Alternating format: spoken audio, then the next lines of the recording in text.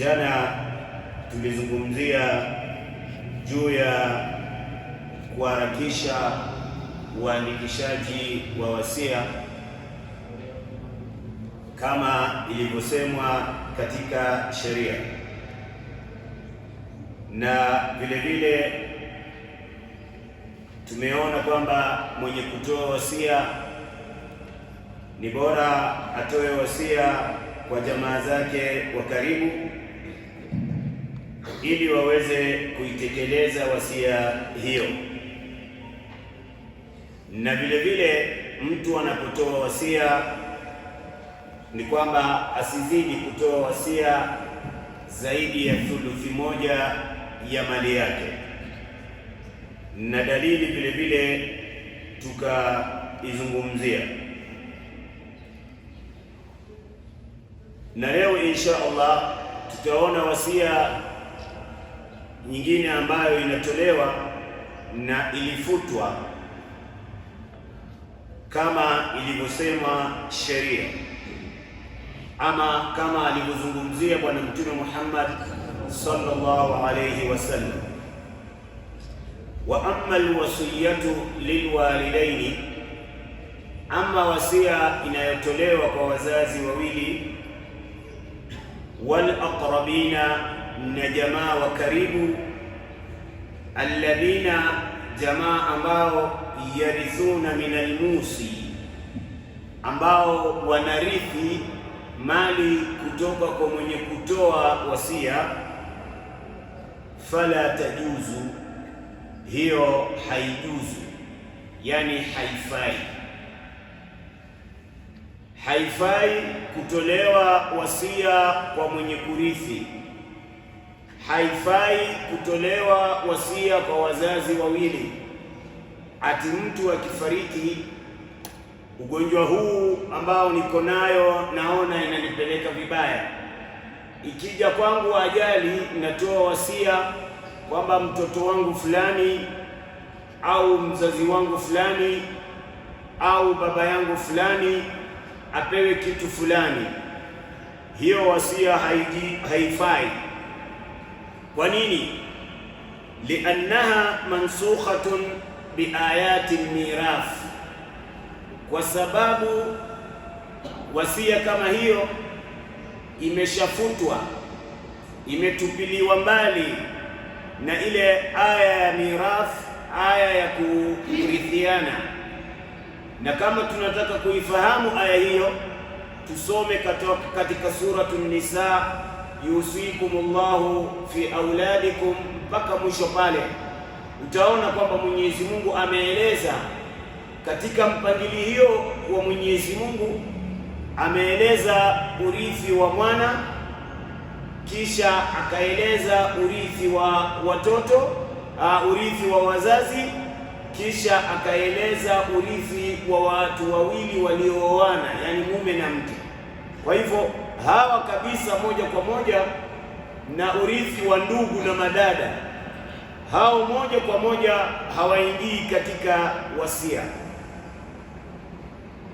Wabayana dhalika Rasulullahi sallallahu alayhi wasallam, kisha akaibainisha hayo Mtume, rehma na amani zimshukie yeye, atamma albayani fi khutbatihi fi hijjati alwada, aliubainisha kwa ukamilifu, kwa utimilifu katika khutbatul wida. Alisema nini Mtume sallallahu alayhi wasallam? Inna Allaha, hakika bila shaka Mwenyezi Mungu, kad a'ata, amekwisha peana, kulla dhi haqqin haqqahu, kila mwenye haki Mwenyezi Mungu ameshampatia haki yake. Fala wasiyata, basi hapo Mtume anabainisha, anaonesha wazi kwamba hapana wasia wa kutolewa liwarithin, kwa mwenye kurithi. Basi yeyote anayerithi haingii katika wasia. Tumefahamu yeyote anayerithi kama vile nani? Wazazi wawili, watoto na watu wawili waliooana, yani mume na mke. Hawa na kaka na dada ya mke ya aliyefariki, hawa hawaingii katika wasia. Na Mtume sallallahu alayhi wasallama ameubainisha wazi kama ilivyokuja ayatul mirath kuzuia hawa watu kuto ingia katika wasia. Ya 10 ni wayahrumu al-idraru fil wasiyati, na inakuwa ni haramu kudhuru katika wasia. Ka an yusiya bihirmani ba'dhi alwaratha, kama vile mtu akatoa wasia akaandika wasia wake will yake kuwa mimi nikifariki huyu mtoto wangu fulani asinirithi. Mwenyezi Mungu ashamgawia. Unasikia Mtume alisema nini katika hadithi yake? Qad a'ata Allahu kulla dhi haqqin haqqahu, hakika bila shaka Mwenyezi Mungu ameshampatia kila mwenye haki yake. Sasa huyu ambaye amenyimwa haki yake ni nani? Mwenyezi Mungu ashampatia. Mimi ni nani kuja kumzuilia haki yake? Wewe ni nani kuja kumzuilia haki yake? Na sisi ni nani kuja kumzuilia nini? Haki yake. Mwenyezi Mungu ameshampatia. Sasa sisi ni kina nani kuja kuzuia? Kwa hivyo baba hana haki ya kusema kwamba mtoto wangu fulani asinirithi. Kwa hivyo hiyo haingii katika nini? Hukumu ya wasia. Ati aweke wasia kwamba nikifa mali yangu fulani asiguse hata ndururu. Ameweka katika wasia. Hiyo ni wasia, inaitwa wasia ya nini? Ya madhara. Bwana mkubwa mmoja jana aliuliza swali hapo, yuko wapi? Na nilimwambia aje mapema. Alisema sijui kama babu au nyanya wanadhulumu. Sifikirii kama wazazi wetu wanaweza kutudhulumu, kwa dalili wazazi wetu wametupeleka shule. Kwa nini wametupeleka shule? Tukapate elimu, sivyo? Mtu akishapata elimu atafanyaje? Bila shaka elimu itakuwa ni sababu ya yeye kuchuma nini? Kuchuma mali, sivyo? Kama hana elimu atafanya nini? Ndiyo hii fikra ya urithi inakuja, kwa sababu mtu hana nini? Hana elimu, hana njia nyingine ya kujipatia nini? Mapato. Ndiyo Mwenyezi Mungu ameshakataza usimdhulumu huyu. Sasa dhulma ni nani amejidhulumu mwenyewe? Sisi wenyewe. Tumepelekwa madarasa tukasome tukakataa, tukapelekwa shule tukasoma tukakataa. Sasa wazazi wetu wanatudhulumu vipi? Nani amedhulumu nafsi yake? Munu ya dhulumu nafsi to ya tadai wadingi kun mojunun tur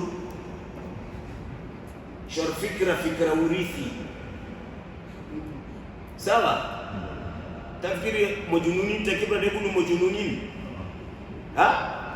Mojunun dole kunu mojunun tur maf mojununin ayan araba na jimno ayani. Azol sidro kusu mojunun to shor fikra urithi jidifi babafi mali almamaseb fi mali almunuseb fi ubijidus idamu. Mwalimu amewaambia hapa sasa kila zol keigen kwa harfu weni ogar kwa sauti to. Aulana aina asli taki taben kefen kan tarofi school tarof madras tabarfu asli taki makila bakan tagonus makila bakan tagonus tezo rafu dus bakan al magar kwa dus yala anza takufahamana nafahamu bado aiwa kantar mtone rukuta torof bas watagarfa dus yala tabusu nete mojunun waya almafa takutu frastaki basantar kujidivi mamali tabilogo abuba vi mamali tabilogo mama vi mamali tabilogo makosa tabunu munodolo mnafsi to azol sigu dolo mnafsi to. Kwa hivyo wa yahrumu, inakuwa ni haramu kutoa wasia ya nini? Ya madhara kwa wale wenye haki ya kurithi. Kwa hadithi, kwanza kabisa Mwenyezi Mungu Subhanahu wa Ta'ala anasema lirijali nasibu mimma taraka alwalidani wal aqrabun, wanayo wanaume sehemu ya urithi walioacha wazazi wawili na jamaa wao wa karibu waliofariki. Walinisai nasibu, na vile vile wanayo wasichana fungu ya urithi walioacha nani? Wazazi wawili na jamaa wa karibu. Mimma qalla minhu, mali hiyo iwe ni kidogo au kafura, au mali hiyo iwe ni nyingi. Nasiba mafruḍa, ni fungu iliyofaradishwa na Mwenyezi Mungu Subhanahu wa Ta'ala. Kwa hivyo hakuna wasia ya madhara. Wasia ya madhara ni kama vile mtu akatoa usia, nikifariki hivi na hivi. Kuna baadhi ya wasia ama kuna zawadi ambayo mtu anatoa kabla ya kufanya nini? Kabla ya kufariki. Kabla ya kufariki, kwa mfano baba bado angali hai au mama angali hai, akatoa room moja akampatia mmoja kati ya watoto wake watatu. Akimpa huyu mmoja, vile vile ampe na wale wawili, awape na wale wawili. Hiyo ndio uadilifu. Mtume anatuambia idilu baina auladikum, fanyeni uadilifu kati ya watoto wenu.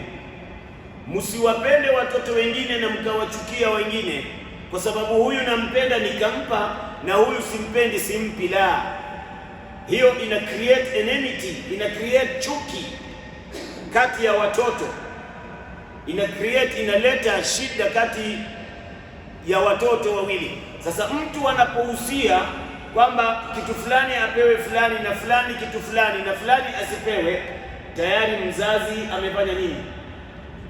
Ametengeza chuki kati ya watoto wake. Na hao watoto, niambie, kama wataishi kwa amani?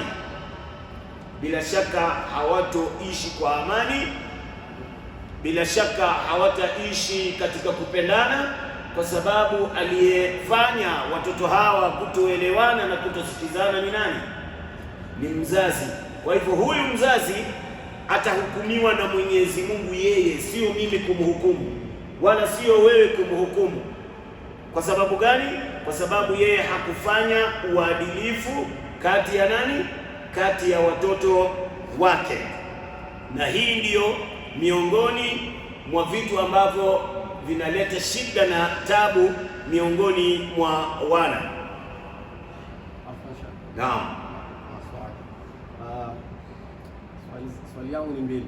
Moja, ikiwa mtoto sio wa nikaa na kuna baadhi ambaye kwamba ni wa nikaa, kisha mzazi akasema huyu kwa vile si wa nikaa hayuko katika mirathi, sio? Sasa huyu bila shaka huyo hayuko. Sasa baba akitoa kama room mbili kumpa yeye, itakuwa amewagonganisha pia ama? Nafikiri hukuelewa kuanzia mwanzo tuliposema wasia inatolewa kwa asirithi. Nafikiri kama ungeelewa sehemu hiyo usingeuliza swali hilo, lakini maadamu kufaidisha darsa, mtoto kapatikana nje ya nikaa kwa bahati mbaya, hawa wazazi walifanya makosa wakapata mtoto nje ya nini? Ya nikaa. Sasa mtoto huyu si mwanaharamu, huwa tunawaita wanaharamu, lakini wao si wanaharamu.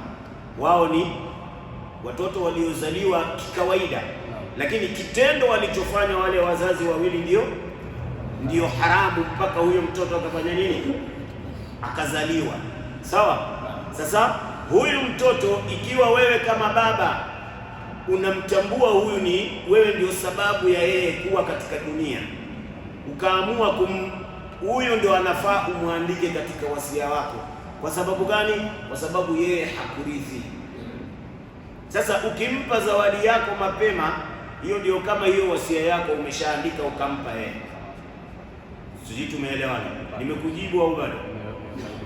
Swali lako la pili. Swali la pili, ikiwa mzazi ana watoto kama 4, wote ni wake wa nikah alhamdulillah, na ikawa mtoto mmoja maisha kidogo imemlemea au wengine wana kazi nini, mzazi akatoa nyumba, yani kama room 1 2 iweze kumsaidia huyu ambaye ni mtoto wake, ana familia, iweze kumsaidia, italeta grudge kwa hao wengine kweli? Bila shaka italeta grudge. Dini inatufunza na Mwenyezi Mungu Subhanahu wa Ta'ala anatuambia nini? Wa amruhum shura bainahum. Sawa? Kwamba Waislamu wanafaa kushauriana. Hii shura tunafanya hii ya juzwi. Hii ndio inafaa tufanye katika mambo yetu yote. Wanaposhauriana watu kila siku hapatapatikana nini? Matatizo. Ndiyo huyu kidogo maisha yake ni duni, hata vidole ya watu yote si sawa. Wacha watu wakae, baba akae na watoto wake azungumze nao. Jamani, mmeona huyu ndugu yenu hali yake ni dhaifu na mimi nataka kumkomoa, nataka kumsaidia, mnasemaje?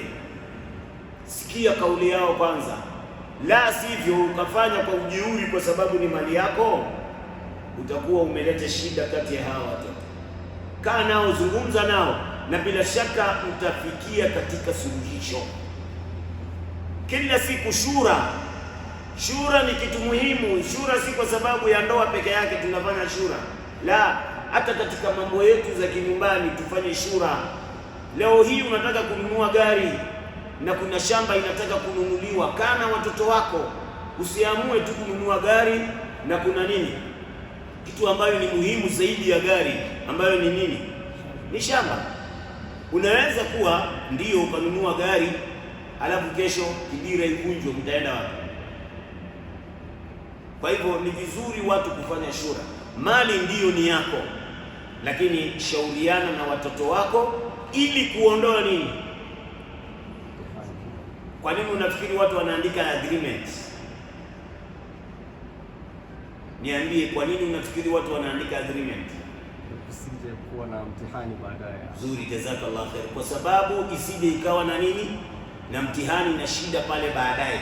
Ndio huyu umempa 2 na una nyingine, ama una nyingine, lakini hawa kwa sababu wako na vyao, kuna watoto wengine wazuri watasema alhamdulillah baba, mimi niko naye huyu ndugu yangu ambaye hana mpe. Sawa? Lakini wengine wanasukumwa na msukumo wa tamaa, na hawa wake zetu ambao tuna hao wengine si wazuri.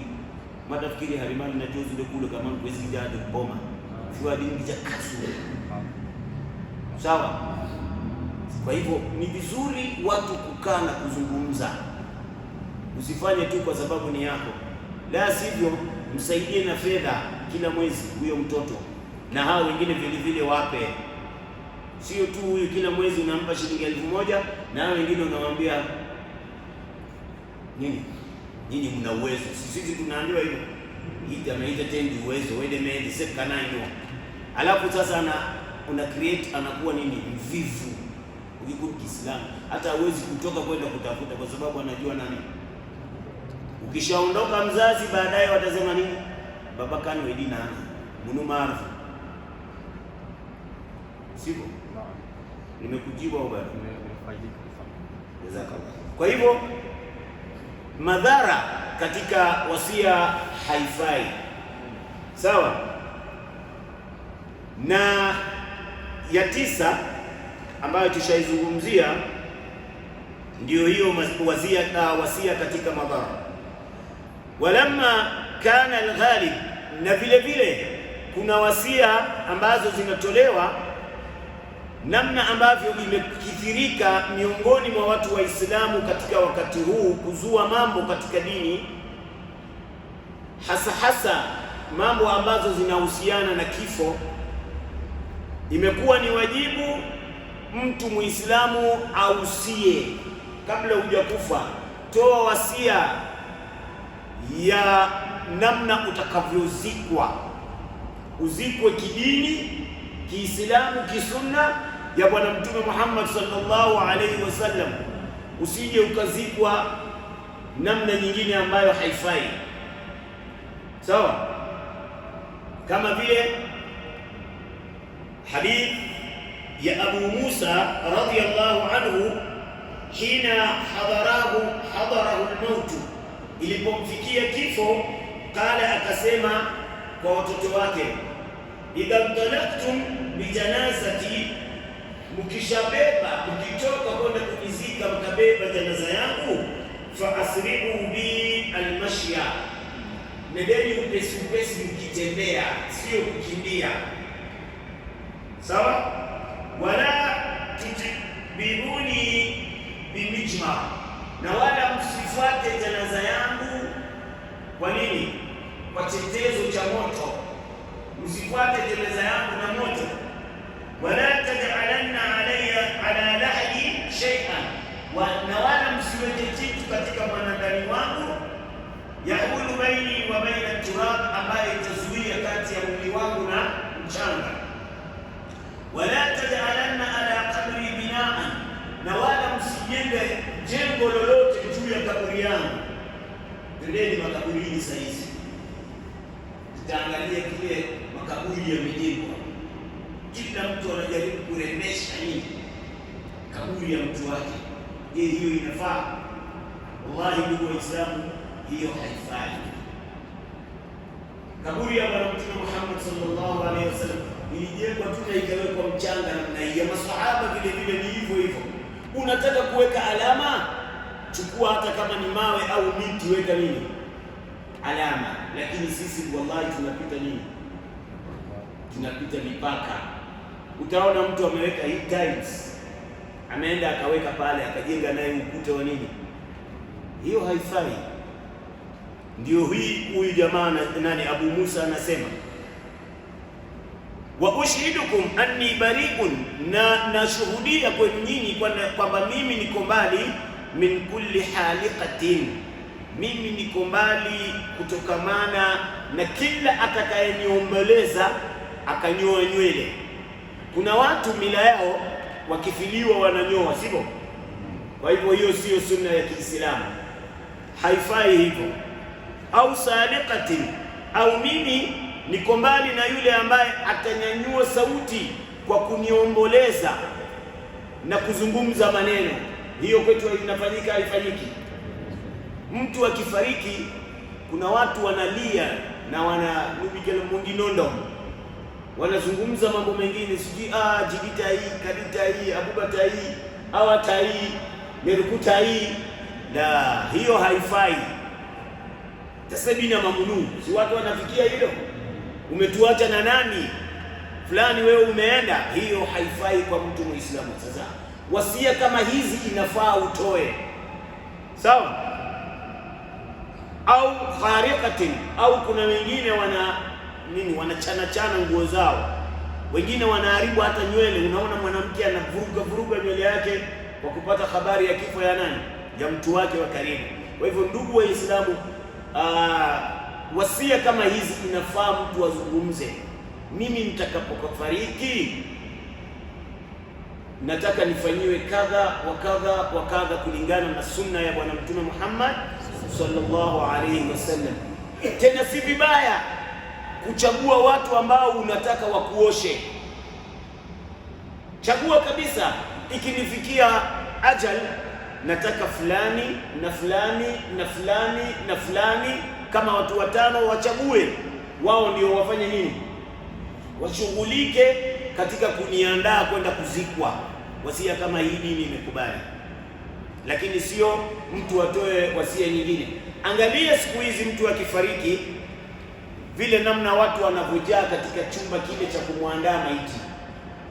Hata si jamaa wa maiti, wengine si marafiki zake, watu wanajaa mpaka hata wenye kumuosha maiti wanakosa nini, nafasi ya kupumua. Toa wasia yako, nitakapofariki nataka fulani na fulani wanioshe. Hiyo si vibaya, sema, usiogope. Ama na kikavu mtu nabi mtu tu bibiregina tu. Kuna wengine hawajui kumsitiri maiti, wataanza kuzungumza nini, maneno ya maiti kule nje, wataanza kuzungumza, njia ambayo haifai. Sasa wasia kama hizi toa, kana mtu ana mazu karama nubi ya tubi jaribu, unaweza tena watakwambia wewe kama utaki sisi tutafanya nini? Tutafanya kama mazu na bisono ndio fanyeni huko, lakini si hapa kwangu hapa. Hukumu ya karamu ni nini? Itakuja, iko mbele huko, tutaona inshallah. Sasa toa wasia kama hizo, ana mazu 40, ana mazu yom 3, toa hizo wasia hizo, ndio inafaa.